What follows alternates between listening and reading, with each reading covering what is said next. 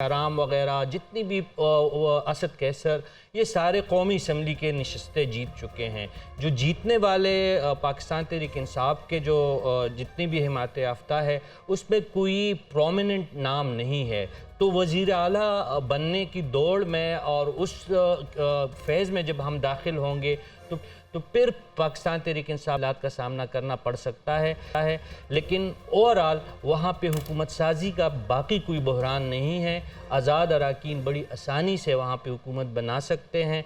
और ये जो यहाँ पे जो नवाज शरीफ साहब ने तकरीर की उस पर मैं थोड़ा सा कमेंट करना चाहूँगा कि उन्होंने अच्छी बात है कि कल का अगर उनका हम स्टेटमेंट निकाले जिसमें उन्होंने बिल्कुल कैटेगोरिकली कहा था कि मखलूत तो नाम ही ना ले, नाम ही ना। आज उन्होंने रुजू कर लिया तो सियासत इसी का नाम है कि लचक उन्होंने दिखाई है। लेकिन क्या ही अच्छा होता कि वो पाकिस्तान तहरीक इंसाफ को भी इस ऑफ़र में शामिल करते, नाम लेते और उनके जो हिमायत याफ्ता अरकान जीते हैं सूबाई और कौमी असम्बली से शहबाज शरीफ साहब को ये भी टास्क देते कि वो गवर खान साहब से भी बात करें तो बहुत ही अच्छा एक टास्क जाता। लेकिन आज सागदार साहब ने ये कहा था कि जो कुछ आज़ाद अरकान है वो उनसे राबते में है। तकरीर जो नवाज शरीफ साहब की है वो वहाँ पर मैटर नवाज शरीफ साहब करते हैं। अलबत्ता साफ़ी साहब ने जो एक बात की है ना कि वहाँ पर कोई नामी गिरामी बंदा नहीं आया, वैसे तहरीक इंसाफ की रवायत भी ये नहीं है। देखिए वो जब अक्सियत लेते हैं तो कोई उस्मान बुज़दार उन्हें मिल जाता है, कोई महमूद खान मिल जाता है।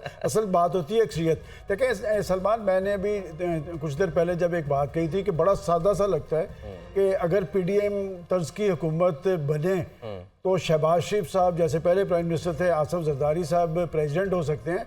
मेरा ख्याल इससे उल्ट भी हो सकता है। पीपल्स पार्टी ये कहेगी कि प्रेसिडेंटशिप आप लें। अच्छा। और आसिफ जरदारी साहब का एक ख्वाब है, वो जो कहा करते हैं कि मैं चाहता हूँ ये ख्वाब मेरा ज़िंदगी में शर्मिंदा ताबीर हो, वो इस ऑप्शन को ज़रूर करेंगे। और बड़ी खबर ये है कि आसिफ जरदारी साहब और बिलावल भुट्टो जरदारी साहब लाहौर पहुँच चुके हैं। अच्छा। और अगर वो लाहौर आ गए तो मुझे लगता है कि हुकूमत साजी के हवाले से 48 घंटे बड़े इंपॉर्टेंट है। कह रहे थे ना कि आज से वो लाहौर पहुँच चुके हैं मेरी इत्तला के मुताबिक दोनों। और हो सकता है कि कल इस वक्त तक शहबाज शरीफ की मुलाकात हो चुकी हो उनसे। और इस हवाले से बिलावल भुट्टो जरदारी का रवैया भी शायद इस लिहाज से सख्त उन्होंने रखा है कि जब वो सख्ती दिखाएंगे तो जाहिर है जब उनके साथ बारगेनिंग होगी तो उनको ज़्यादा उनकी पसंद की चीज़ें मिल सकती है। तो इस लिहाज से जरदारी साहब ने निस्बतन नरम हाथ रखा था। और बिलावल साहब बार बार कह रहे थे कि मैंने किसी से इत्तेहाद नहीं करना, मैंने किसी से। लेकिन इसमें एक दूसरी बात भी अहम है जो गवर खान साहब और उमर अयूब साहब ने कही है। उनका ये कहना है कि वो पीपल्स पार्टी या मुस्लिम लीग नून जैसी जमातों के साथ हरगिज़ नहीं चल सकते। तो ये भी एक देखने वाली बात है। और एक टेक्निकल जो एक एडवांटेज इस वक्त हमें मुस्लिम लीग नून को मिलने का जो एक इम्कान है वो महसूस नशस्तों पे है।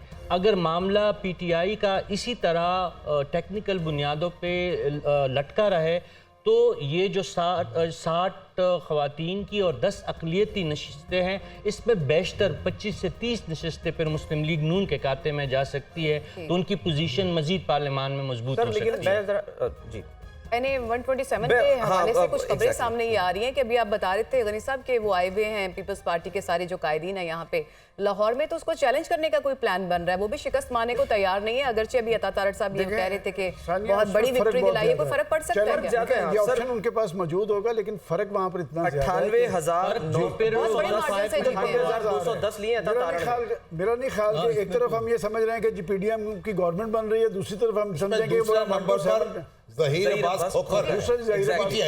माजी में भी दूसरे नंबर पे थे। और आपको याद होगा मैं आपको कहता था कि नंबर 2 पोजीशन का मुकाबला। बिल्कुल आप कह रहे थे कि तीसरे नंबर का मुकाबला, इसके बावजूद वो चैलेंज करने का सोच रहे हैं। तो कोई फर्क नवाज शरीफ और शहजादा गुस्ताफ खान के नंबर में भी बहुत ज्यादा, वोटों के नंबर में भी बहुत ज्यादा फर्क है। तो अगर वहां पे जस्टिफाइड चैलेंज करना बन सकता है तो फिर यहाँ लाहौर में भी चैलेंज करना। अगर वहां तो दोनों हरीफ है ना, वो यहाँ तीसरा आदमी मौजूद है ना? नहीं, वहाँ पे भी शामी साहब तीसरा मुफ्ती किफायतुल्लाह है। हाँ। उनका भी ये कहना है कि मेरे साथ दांधली हुए की। मगर नंबर 3 पे कौन है? नंबर 3 पे मुफ्ती किफायतुल्लाह मुफ्ती साहब है ना। यहाँ नंबर 3 पे बिलावल है। ये एक बहुत ज्यादा फर्क है। 15,000 वोट मिले। बात ये है कि आप जितनी भी चिकनी चुपड़ी बातें कर लें, इस असेंबली से हुकूमत बनाना जो है ना आसान नहीं होगा। जुवेशीर लाने के मुतरादिफ। इसलिए कि अगर ये पीपल्स पार्टी और मुस्लिम लीग नून मिलते हैं तब भी इनको थोड़ा जोर लगाना पड़ेगा हुकूमत बनाने के लिए। और अगर जैसे उन्होंने कह दिया है पीटीआई ने कि हम तो रहेंगे, आज़ाद रहेंगे, बिल्कुल, तो अब ये आज़ाद रहेंगे तो फिर इसका मतलब ये है कि ख्वातीन की जो नशिस्तें हैं, जो अक़लियतों की नशिस्तें हैं, वो उनके हाथ नहीं आएंगी, निकल जाएंगी उनके हाथ से। अगर वो कोई पार्टी बनाने में कामयाब हो गए या किसी पार्टी में मर्ज हो जाए, वही ना, किसी पार्टी में शामिल हो जाए, हाँ, और उसके बाद वो सीटें उनको मिल जाएंगी, उनकी ताकत में इजाफा हो जाएगा। लेकिन अभी और या फिर उनको स्पेस मिल जाए कि भाई कुछ कानून में तब्दीली हो जाए। आइडियल सूरत हाल पीटीआई अगर ऊपर अपोजिशन में बैठने का फैसला जो नजर आ रहा है, जो उनकी बातों से नजर आ रहा है कि वो पख्तूनख्वा में तो हुकूमत बनाएंगे, ऊपर अगर वो अपोजिशन में बैठेंगे तो वो एक तगड़ी अपोजिशन होगी, अच्छी जानदार अपोजिशन होगी। लेकिन असल बात यह है कि जरदारी साहब और नवाज शरीफ साहब दोनों में से कौन ऐवाने सदर का सदर में जाना पसंद जाएगा और करेगा? आपको क्या लग रहा है वैसे शामिल आपको क्या लग साहब, रहा है? आपको फील क्या आ रही है? मुझे तो लगता है कि दोनों के लिए ही मुश्किल है। अच्छा। जरदारी साहब तो खैर बखैर खूबी चले जाएंगे, अच्छा, वो पहले भी रह चुके हैं ना। उनका ख्वाब जो है बिलावल भुट्टो वाला, वो रह जाएगा। वो कैसे पूरा होगा? और नवाज शरीफ साहब अगर ऐवान सदर में चले जाएं तो उनकी सियासत जो है फिर जाहिर है कि फिर दूसरों को स्पुर्द लेकिन हो। शहबाज सर, शरीफ फिर- साहब का फिर bargain chip क्या तजर्बा, होगी? शहबाज शरीफ का तजर्बा पार्टी में तो शायद कामयाब नहीं रहा, लेकिन इस्लामाबाद में तो कामयाब रहा है। ऐवान सदर में डाल दिए जाए नहीं उनको। नहीं नहीं, मैंने कहा एज प्राइम मिनिस्टर, तो ऐसे जैसे फ्री कर देते हैं किसी को। एज प्राइम मिनिस्टर शायद वो मुस्लिम लीग नून को तो इतनी ताकत फराहम नहीं कर सके, लेकिन इस्लामाबाद में बैठ के उन्होंने सबको साथ लेके चलने ये की है। ये सर, सलाहियत लेकिन दिखाई जो है। अब वैसे सदर की जो मतलब इख्तियारात वज़ीर हैं, आज़म वो माने, मगर ये दोनों जमातें जो हैं इनके ऊपर मामला होगा। और दूसरी सूरत यह है कि वो कहें भाई हम तो इसमें शरीक नहीं हैं और हम बैठेंगे अपोजिशन में या हुकूमत में शामिल नहीं होंगे तो बाहर रह के सपोर्ट करेंगे। ये पर- तो सर लेकिन बार्गेन चिप क्या होगी यानी साहब, सर आपके ख्याल में पीपल्स पार्टी के पास, यानी कि जैसे कह रहे हैं ना कि सख्त जबान इसलिए इस्तेमाल की बिलावल भुट्टो जरदारी ने कि आखिर में आके कहीं पे बैठ के कहें कि अच्छा भाई ठीक है जी अब हम थोड़े से नरम लेकिन पड़ते कहा हैं। हमेशा से यही जा और- रहा था कि वो चाहे कितनी भी सख्त जुबान इस्तेमाल करे, रोल तो आसिफ अली जरदारी साहब ने ही प्ले करना है। तो वो- क्या रोल प्ले कर सकते उसमें हैं हम ये कह सकते हैं ना कि वो गुड कॉप बैड कॉप जो है वो प्ले करते हैं। देखिए जी, गुड कॉप बैड कॉप तो खैर बड़ी एक सख्त टर्मिनोलॉजी। सख्त या पेचीदा या एक मेरे लिए इररिलेवेंट वर्ड है। वो एक तो बात आपने सुन रखी है ना कि सियासत के अंदर जो है कोई हरफ आखिर नहीं परमानेंट होता। एनमी नहीं होता और कोई परमानेंट दोस्त नहीं होता। अगर आप पार्टी फर्क है, मुल्कों में भी होता है और सियासत में भी होता है। सियासत नाम यही है कि है क्या जी है मश्क सुखन चक्की की मुशक्क़त भी है, रक्स रस्म सुखन जारी और चक्की की मुशक्क़त भी, दोनों काम चलते रहते हैं साथ साथ कि आप एक दूसरे को बुरा भला कहें। अगर फर्ज की आप दो पार्टीज है, मसलन इंडिया के अंदर अगर एक बीजेपी है और एक कांग्रेस है, वो गालियाँ भी देते रहेंगे और इसके साथ चलते भी रहेंगे। पाकिस्तान के अंदर थोड़ी सी संगीनी सूरत जो है कि किसी और तरफ चल निकली है। देखिए मगर मैं पोजीशन तो वहाँ भी नहीं बनाई। जाती कांग्रेस तौर है, पे बीजेपी है, जाती तौर पे लेकिन कई आप पूछते हो उनसे, कई वो कहीं से आप इंटरेक्ट करो कि आपने फलां मौके पे क्यों ये सख्त ज़बान इस्तेमाल की, तो कहते हैं मैं अपोजिशन में था, मुझे करनी चाहिए थी। ये एक ऐसी दलील है अपोजिशन वालों के लिए जिसको आप बहस नहीं कर सकते, सही है या गलत है इसे कहता नजर। असल में जी देखें, नवाज शरीफ साहब का जो असल जो एक शरीका है या एक जो कॉमन इंटरेस्ट है वो ये है पॉपुलर पॉलिटिक्स, या इस वक्त पाकिस्तान के अंदर नवाज शरीफ साहब के पास है या इमरान खान साहब के पास है। इत्तेफाक से जो ग्राउंड है उस पॉपुलर पॉलिटिक्स के वो भी 70-80% पंजाब के अंदर मौजूद है। नवाज शरीफ साहब को ये ग्राउंड उनसे चाहिए वागुजार करवाने हैं। इमरान खान साहब ने इस इलेक्शन में नवाज शरीफ साहब के लिए सबसे ज़्यादा लेसन हैं। ये लेसन है कि जी जो उन्होंने सियासत की थी वो मर्ज खलाइक जो थे उससे वो नीचे आ गया स्टेटस से। इमरान खान साहब जो थे वो जेन्युइन मर्ज खलाइक बन गया, लोगों की पसंदीदा जो शख्सियत हो गई।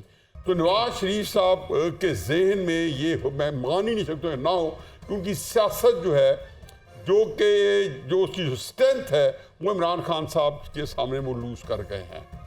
उनके नज़दीक अगर वो सियासत कर रहे हो मुझे नहीं पता, उनका अपनी सोच है, लेकिन उनका दिमाग ये सोच रहा होगा कि मैं कोई ऐसा काम करूं कि ये लोग जिनको मेरे पे इसी की मोहब्बत थी और 2018 से लेके या 24 नवंबर 2007 से लेके दिसंबर 2021 तक मैं बिला शिरकत गैर पंजाब के अंदर सियासत करता रहूँ, नंबर 1, नंबर 2, नंबर 3, ये मुझे वापस कैसे आनी चाहिए?